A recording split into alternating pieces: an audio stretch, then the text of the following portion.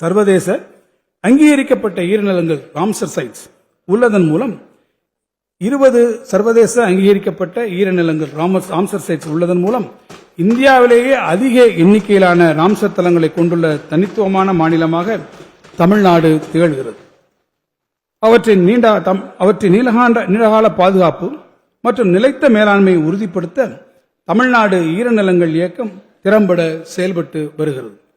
நீலகிரி வடையாடுகள் திட்டம், தமிழ்நாடு வனம் மற்றும் வன உயிரின குற்றக்கட்டுப்பாட்டு பிரிவு, மனித வனவிலங்கு மோதலால் ஏற்படும் மனித உயிரிழப்புக்கான இழப்பீட்டுத் தொகையை உயர்த்துதல் போன்ற நடவடிக்கைகள் மனித நலனுடன் வனவிலங்கு பாதுகாப்பை சமநிலைப்படுத்துவதற்கான அரசின் உறுதியான பொறுப்பை பிரதிபலிக்கின்றன.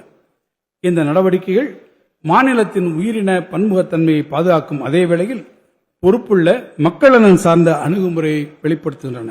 கடந்த 2022 ஆண்டில் அறிஞர் அண்ணா உயிரியல் பூங்கா இந்திய அரசின் மேலாண்மை செயல்திறன் மதிப்பீட்டு தரவரிசையில் தேசிய அளவில் முதல் இடத்தை பெற்றுள்ளதன் மூலம் வனவிலங்கு மேலாண்மையில் தமிழ்நாடு சிறந்து விளங்குவதை எடுத்துக் காட்டுகிறது.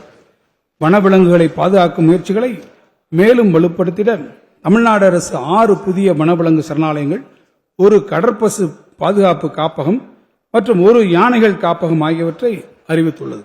குறிப்பிடத்தக்க வகையில் தமிழ்நாடு அரசின் முன்முயற்சியான பாக் வளைகுடாவில் இந்தியாவின் முதற் கடற்பசு பாதுகாப்பு காப்பகம் 2025 ஆண்டின் உலக இயற்கை பாதுகாப்பு மாநாட்டில் WCC சர்வதேச இயற்கை பாதுகாப்பு ஒன்றியத்தின் IUCN அங்கீகாரத்தினை பெற்றுள்ளது.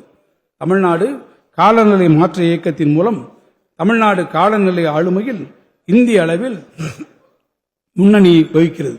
இவ்வியக்கம் தேசிய மற்றும் சர்வதேச அளவிலான சிறந்த நிபுணர்களை கொண்ட ஆட்சி மன்ற குழுவின் வழிகாட்டுதலின்படி இயங்குகிறது.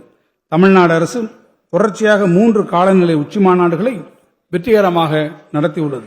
இம்மாநாடுகள் காலநிலை தணிப்பு, தகவமைப்பு நடவடிக்கைகள், தேசிய மற்றும் உலக அளவிலான சிறந்த நடைமுறைகளை விவாதிக்கும் உறுதியான தளமாக அமைந்துள்ளது.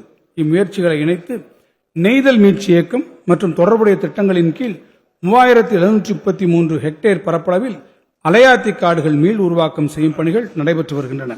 கடலோர மீள்திறன் மற்றும் உயிரின பன்முகத்தன்மையை வலுப்படுத்தும் இந்நடவடிக்கைகள் தேசிய மற்றும் சர்வதேச அங்கீகாரத்தை பெற்றுள்ளதோடு உலக அளவிலான காலநிலை மாற்ற நடவடிக்கையுடன் ஒத்திருப்பதாக தேசிய மற்றும் சர்வதேச பங்கேற்பாளர்களான உலக வங்கி மற்றும் ஜப்பான் பன்னாட்டு கூட்டுறவு முகமை ஆகியோர் குறிப்பிடுகின்றனர்.